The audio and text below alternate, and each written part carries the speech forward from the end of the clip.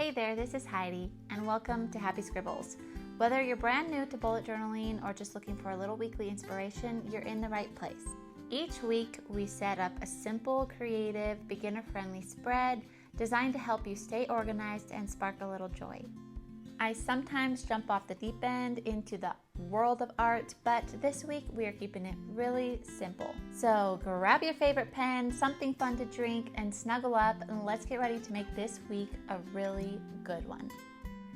So this is the very first weekly spread in this brand new, beautiful B5 bullet journal of mine, and I wanted to go ahead and keep it pretty simple.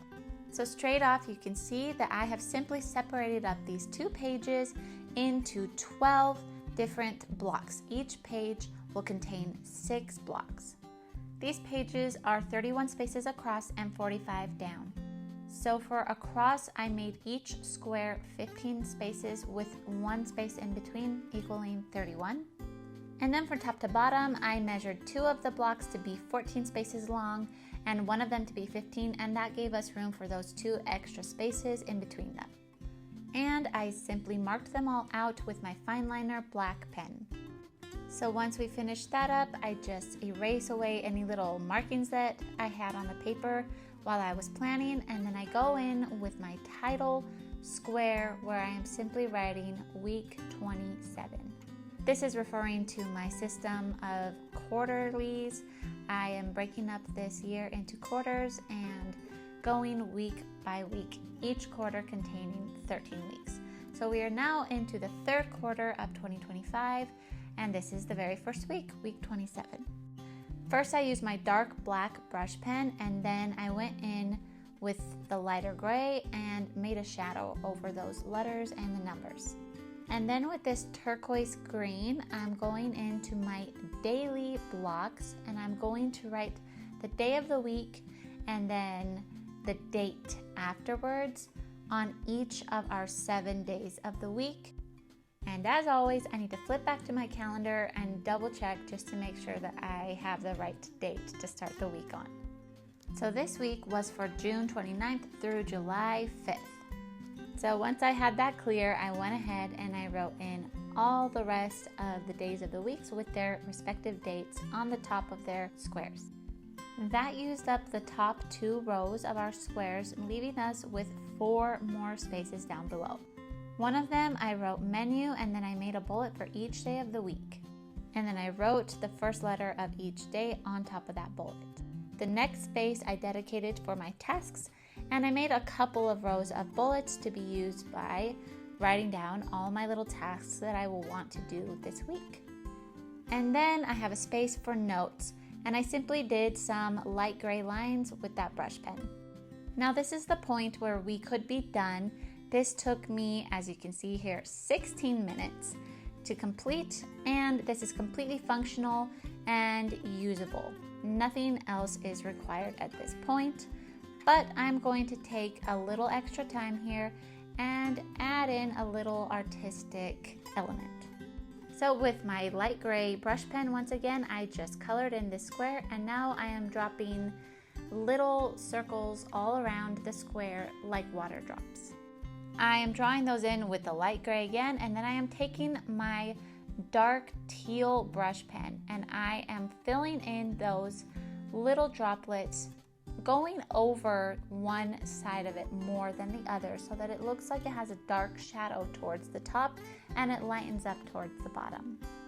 These little brush pens actually layer pretty well, and I had a lot of fun doing this. It was kind of meditative, and I kind of feel like filling up an entire page with these little droplets now.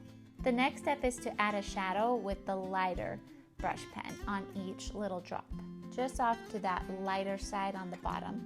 And then I drew a darker circle around the first shape of the dot with a dark black pen. This is optional, and I didn't do it on the next little square that I decorate with these drops, so you can see the difference and choose what version you like better. Okay, so I'm gonna let these drops dry while I do my little shadow boxes here, and then while I add in some more drops to our week label up there, and then I will go in and do the final touch for these drops. When you're layering over like this, a lot of times with these brush pens, the paper can get quite damp, and so that was why I wanted to give it a little time to dry before I added in the highlights. So here around our label for week 7, I am just adding in some more drops here and there, kind of framing our words with the droplets. I am using all the same process, except I'm leaving out the black pen to outline them in the end. So you'll see the difference here in a minute. And then I have this white paint pen here with a kind of fine tip. It's a little bit fine, not super fine, but it was good enough. And I'm going to add in a highlight on the darkest point at the top of each drop, and then a little smaller highlight in the shadow across at the bottom of it. So it's kind of like that top highlight is reflecting through onto the shadow that is across from it. And this is what actually makes them look like drops of water. So this is a very important step. If you don't have a white paint pen like this, you can always try to just leave those little spaces blank as you're doing the initial drops. It would just take you a little bit more time and a little bit more effort to do them.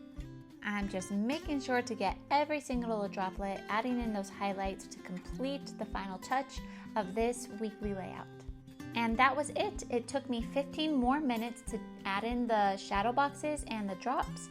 So it was about double the time with the artwork for a total of half an hour to do this weekly setup. Let me know in the comments if you liked the drops in the lower box more or the top box.